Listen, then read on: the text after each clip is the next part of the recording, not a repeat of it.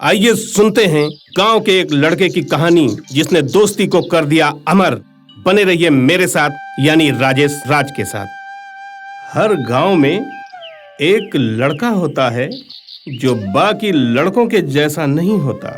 वो मिट्टी में खेलता जरूर है, लेकिन उसकी आंखें हमेशा आसमान की तरफ रहती हैं। और हमारे गांव बरगवा में भी एक ऐसा ही लड़का था। नाम था विक्रम। गांव छोटा था, कच्ची सड़कें, बरसात में कीचड़, गर्मियों में सूखी मिट्टी। शाम को चाय की दुकान पर वही 4-5 चेहरे। विक्रम के पिता किसान थे, माँ घर पर सिलाई करती थी। घर पक्का नहीं था, पर उम्मीदें पक्की थीं। विक्रम अक्सर पीपल के पेड़ के नीचे बैठकर कहता, मैं यहाँ नहीं रहूंगा, मुझे शहर जाना है, कुछ बनना है। उसके साथ बैठा होता था उसका सबसे करीबी दोस्त, जिसका नाम राघव था। और राघव हंस देता, तू पागल है, गांव छोड़कर कहां जाएगा, यहां जिंदगी है।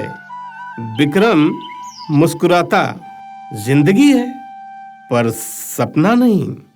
समय बीत गया, दोनों साथ स्कूल गए, दोनों नदी में कूदे, दोनों खेतों में दौड़े। लेकिन एक चीज अलग थी, राघव जमीन से जुड़ा था, विक्रम आसमान से। फिर वो दिन आ गया। बस अड्डे पर भीड़ थी, माँ रो रही थी, पिता चुपचाप खड़े थे। राघव सिर्फ देख रहा था। विक्रम ने कहा, भूलूंगा नहीं। बस चली, गांव पीछे छूट गया। शहर ने उसे खुले हाथों से नहीं, खुले इम्तिहानों से स्वागत किया। छोटा सा कमरा, 3 लड़के, एक पंखा जो आधी रात को रुक जाता। दिन में नौकरी, रात में पढ़ाई। कभी कभी भूखा सोना पड़ता, कभी किराया देर से देना पड़ता। लेकिन हर रविवार को वो एक चिट्ठी लिखता, राघव, यहाँ बहुत भीड़ है पर कोई अपना नहीं है। कुछ दिनों बाद जवाब आया, पगले, अपना ढूंढने नहीं जाते, बनाते हैं। विक्रम मुस्कुराया। चिट्ठियां जलती रहीं, साल गुजरते गए। एक दिन अचानक राघव की चिट्ठी आनी बंद हो गई। पहले 1 हफ्ता, फिर महीना, फिर 2 महीने। विक्रम बेचैन हुआ, फोन किया। गांव से खबर मिली, राघव की शादी हो गई है, दुकान खोल ली है, बहुत व्यस्त रहता है। विक्रम ने खुद को समझाया, ठीक है, जिंदगी बदलती है। वक्त आगे बढ़ता गया। विक्रम ने पढ़ाई पूरी की, सरकारी नौकरी मिल गई। पहले किराए का कमरा, फिर छोटा फ्लैट, फिर कार। लोग कहने लगे, देखो, गांव का लड़का कहां पहुंच गया। लेकिन एक चीज कभी नहीं बदली।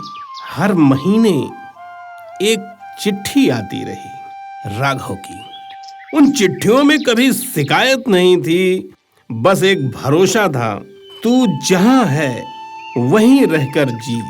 25 साल बाद विक्रम वापस गांव लौटा।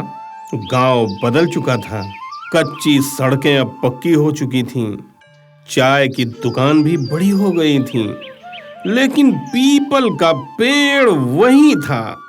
वो राघव के घर गया, दरवाजा किसी ने खोला। राघव, सामने खड़ी औरत की आंखें भर आईं। आपको पता नहीं, उन्हें गए 10 साल हो गए। विक्रम जैसे पत्थर ही बन गया। लेकिन चिट्ठियां, वो अंदर गई, एक पुराना डिब्बा लेकर आई। उसमें दर्जनों चिट्ठियां थीं, सबकी तारीख पुरानी।